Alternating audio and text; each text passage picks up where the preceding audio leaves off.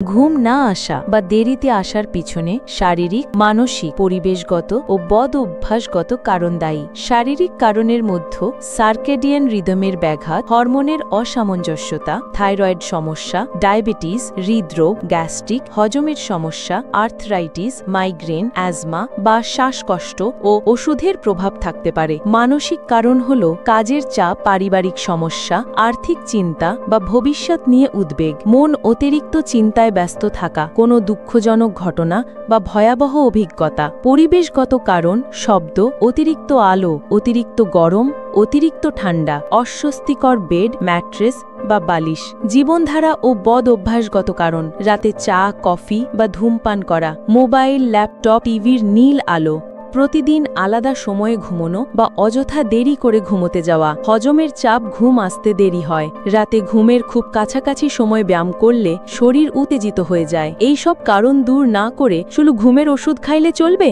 Subscribe please.